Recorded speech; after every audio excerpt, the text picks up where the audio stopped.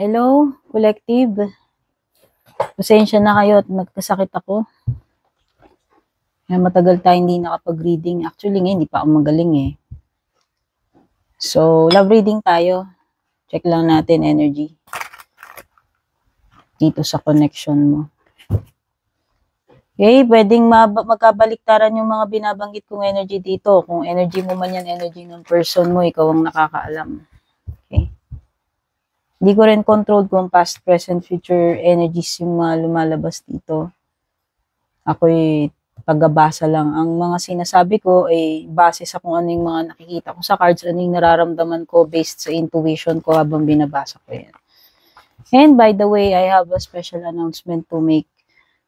Kung gusto nyo mag-avail ng private reading sa akin, videogram, magtingin kayo sa link, no, sa description ng bawat video like ko nilalagay. Ngayon yung videogram, bago yun sa FB page ko. Doon kayo dediretso, mag-PM kayo doon kung balak nyo mag-book, mag-inquire. Videogram is personalized video message. Kaya lang yun ay maiksi kaysa sa mga private readings na ginagawa ko. Yung mga private readings ko kasi is nagre-range ng 15 minutes pataas. Depende sa price ng binabayaran mo. No? Marami akong mga offers. Meron akong video call reading, meron akong mga voice message lang. No, meron akong mga general reading, meron yung mga specific na may itatanong kayo, basta pasok sa guidelines. Ngayon yung videogram, bago yun sa FB page ko. Yun naman, less than 5 minutes lang. Pwede kayong magpa-personalize ng mga message nyo sa akin, like greetings, pwedeng may itanong kayo, pero ililimit ko lang yung tanong ng mga simpleng question na 1 to 2 lang, since pagkakasyahin ko lang yung reading na yun sa less than 5 minutes. Basta, basically, ano siya, personalized na video message. Kaya kahit anong gusto nyong ipagawa sa akin, basta pasok sa guidelines ni Meta. Okay? So, lahat ng yan ay malalaman yung mga details. Magdiretso kayo sa aking official FB page. Purple Teen, Meta Verified, nag-iisa lang yun. Marami nga pong nagpapanggap na ako. Right now, nasa 125k followers na ako doon. Yung Purple Teen na legit, hindi kayo i-add friend. Yung Purple Teen na legit, hindi mauunang mag-chat sa inyo yan. At may blue check sa kanan yung Purple Teen. Pag walang blue check sa kanan, hindi ako yun, ha? Oo. Ay, ba't ko binaliktad? Sige, start na tayo. At maraming salamat po sa mga get well messages ninyo sa akin. No, God bless at salamat sa malasakit, salamat sa care, salamat sa love, sa patuloy na pagsubaybay. Okay? Hindi pa rin ako nakakabalik sa schedule ko since hindi pa ako magaling eh. No, nakikita nyo naman, di ba? Ubo pa rin ako, may ehem. Hindi to ordinaryong ubo sipon, guys. Na-appreciate ko yung mga sinasabi nyo na inuman ko lang ng salabat, ng lemon. Yes, alam ko yun. Iniinom ko nga yun eh. Paghika kasi iba siya. No? O kung meron kayong mga may kamag-anak na hika o kayo mismo, alam nyo yun. Doktor lang ang mapagbigay kasi ng ano dun sa hika. Allergy yan eh. Hindi yan yung simpleng ubo-sipon lang na inuman mo lang ng kalamansi mo, wala na. Hindi. Kasi ano siya, may inflammation, may allergy.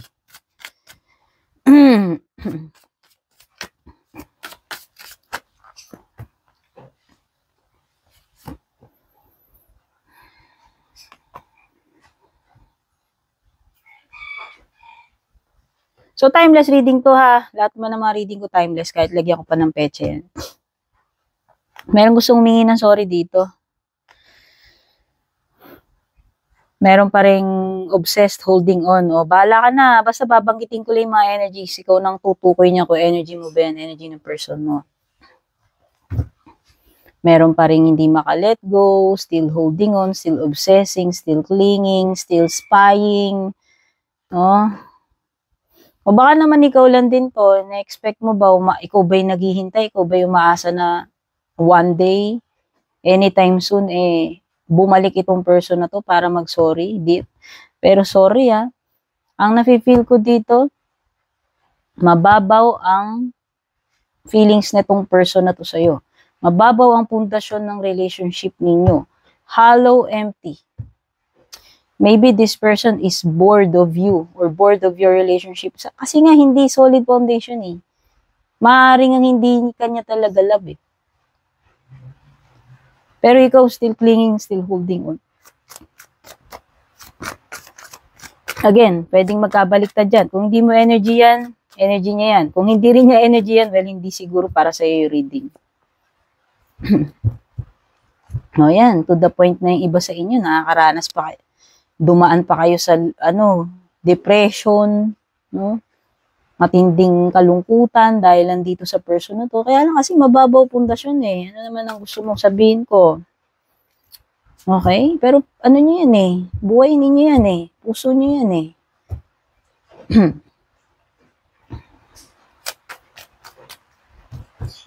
Wala. Kung naghahanap ka ng mahahalukay mo, pag biniyak mo yung puso na itong person na to, wala kang makikita. Empty. Ikaw, mabigat nararamdaman mo. Ikaw, clinging ka. Ikaw, hoping ka, waiting na magsusorry siya. Eh, mukhang wala ka namang mahihintay dito sa person na to eh. Oh, gusto mo mag-usap pa kayo. Oh, nag-end na eh. Para sa kanya, nag-end na eh. Actually, pwede ngang nagsisimula na ng bagong chapter tong person na to eh, sa side niya. Pinutol na eh. Oh, baka may iba pang kausap to. Oh, tingin ko nga, may iba nang kinakausap to. Pero ikaw, longing ka pa rin, waiting ka pa rin na magkausap kayo or vice versa kung energy man niya yung mga binabanggit ko kung hindi mo energy yan. Nakakalat yung S-pen ko. Wait lang, tabi ko muna. Ayan, gusto mong gawin natin dito, dear. No? Pag pinutol na, pinutol na. Okay? O, kahit na nag-engage pa kayo niyan eh, kung kumawala na nga, kung pinutol ka na niya eh. Diba? Ba't mo naman ipipilit sarili mo? Kung hindi mo pinipilit yung sarili mo, edi hindi. Okay? Para sa kanya, nagtapos na yan. Oh, pero kung wala pa kayong formal na breakup at naghihintay ko, well, wala na eh. Nakikita ko dito, pinutol niya na, whether nagkaroon kayo ng verbal na usapan o hindi. To this person, it already died. He or she already severed the connection. Even before the formal communication or closure na hinahanap mo, hinihintay mo. So, I think it is pointless na maghihintay ka. Pero nasa sayo yan, buhay mo yan. Gusto mo pa kasi mag-usap pa kayo eh. Oh. Huwag kang mag-beg. May energy dito ng maaaring maging desperate. Mag-beg pa para lang balikan, para lang mag-usap. Hayaan mo lang muna. Ngayon, kung wala mang breakup na nangyari dito, basta meron something dito na parang namatay na dito sa feelings niya sa'yo eh. Meron na ditong something na naputol, like communication. Kung hindi man formal breakup, nagkaroon ng cool off, nagkaroon ng time out, silence. Pause, timing factor. Hayaan mo lang munang lumipas yung panahon. Wala kang dapat gawin. Hindi mo kailangan magpaka-desperate, ma-depress, etc. Lalong-lalo na kung wala naman siyang planong mag-reach out sa'yo. Bigyan mo ng respeto sa sarili mo. Bigyan mo ng boundaries. Kung talagang para sa'yo yan, para sa'yo yan. Kung talagang babalik, babalik yan. Kagaya nga ng sabi ko, empty, hollow, wala. Right now, this person is blanco or wala talaga siyang nararamdamang remorse or whatever emotions sa'yo ngayon. Ayan, no? This person is based on a shallow foundation, which is sex, which is desire, lust. Sexual chemistry is all that I can see. Wala akong nakikitang love from the person. That is why dito pa lang lumilitaw na there is, nothing. It is empty. When it comes to true love, wala. Maraming physical, maraming lust, maraming, alam mo na, init ng katawan. Pero yung sinasabi mong solid foundation, love, wala. Malala pa sa hollow block ito, dear. Hindi ito konkreto. Yung tinutungtungan mong relationship, connection man yan, o meron kayong formal. Baka nga wala pa kayong formal na arrangement na relasyon talaga. Baka mga MU lang to o ewan ko eh. No? O, may anak man kayo, hindi. Wala akong pake. Lumilitaw dito. Kasal man kayo neto, hindi. May anak kayo, wala. Ang naging pundasyon ng relationship nyo is purely physical. So, hindi talaga love. Kahit na jontis ang kanya, nagkaanak kayo niyan, hindi talaga eh. Hollow talaga, empty. Kahit nga bulat-latin mo nga yung puso niya, wala kang makikita yun nga yung lumilitaw dun eh. Ayan no, it's just an escapade, it's just a desire, it's just lust, it's just adventure. May nabuong bata man dyan. So, ang ano na lang dito is to talk about child, no? About co-parenting, if ever, pwedeng nagpapakomplicate pa yan sa situation ninyo.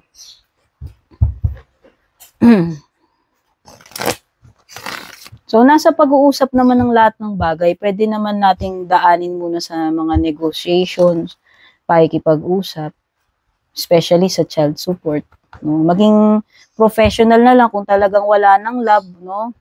Wala ng friendship, alang-alang sa bata, pero choice nyo pa rin yun. Kung gusto nyo bang obligahin pa yung tao na pagtulungan ninyo yung bata, pwede rin namang hindi. Kung marami kang datong, kung ma-pride ka, alam mo yun, nasa sa inyo naman yan.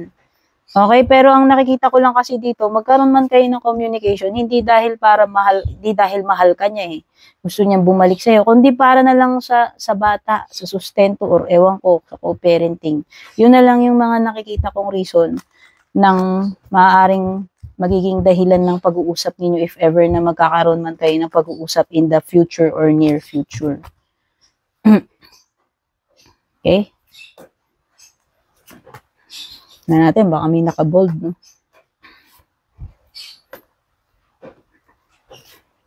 Pasensya na, medyo inuubo pa rin, ha? Baka bigla ako umubo rito, hindi ko makontrol. Ayan, nakita ko maaaring magkakaroon pa kayong communication eh. Pero gaya nga ng sabi ko, specific ito sa may mga anak na kasal kayo, hindi. Ang magiging usapan nyo na lang dito is yung mga matters na lang na wala ng love. Hindi na lang dahil para sa'yo, kundi ito para sa bata na lang.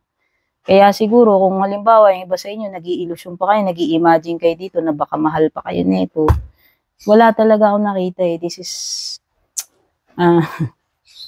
alam mo na yun, yung nadaan lang sa pwedeng one night stand, sa init lang. Hindi talaga na-develop. Talagang from the beginning pa lang, wala na talagang love feelings na pinangahawakan dito from this person based yun dun sa card, dun sa person. Okay? So, yung mga signs na nakikita ko dito, there is fire sign, strong energy ng Aries.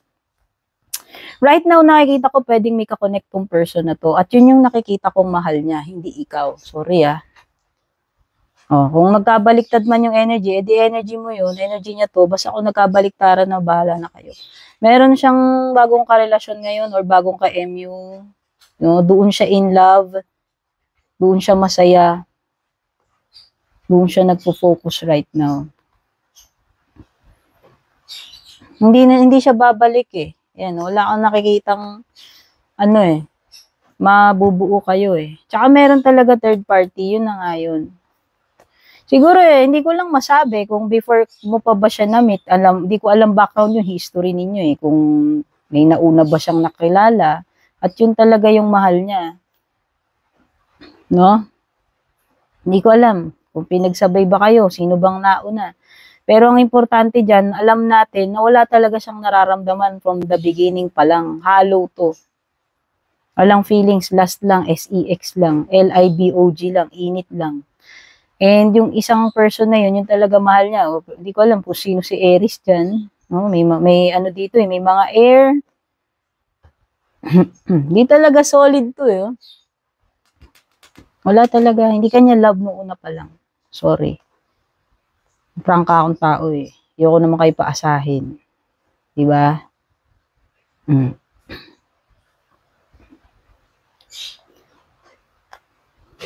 So, this person is not interested right now sa'yo. And then nakikita ko is silent treatment. I don't know kung iniiwasan ka niya or iiwasan ka niya in the future, near future. I think wala kang mahihintay dito na any kind ng communication or words from this person regarding dito sa situation ninyo. Sabi ko nga, and if ever lang na magkaroon man kayo ng communication na, if ever lang is may kinalaman doon sa bata, kung ang case ninyo ay may anak. Okay? So, only for financial support, only for the child, not for you. Not dahil gustong makipagbalikan. No. Hindi yun. Hindi na yung nakikita kong reason iba eh. If ever lang if ever na makikipag-usap to, mapilit mo mang makipag-usap yan, hindi dahil para sa love ninyong dalawa, kundi para na lang doon sa bata.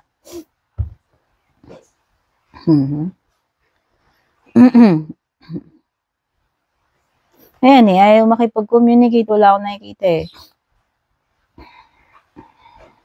Ayan no, rejection. May rejection dito. Either ni-reject mo siya o ni-reject ka niya or i-reject ka niya kung lalapit ka dyan, kung sino may lalapit sa inyo. Walang planong mag-offer ito. Kaya nga kahit nga siguro suporta, wala eh. Wala akong nakikita eh.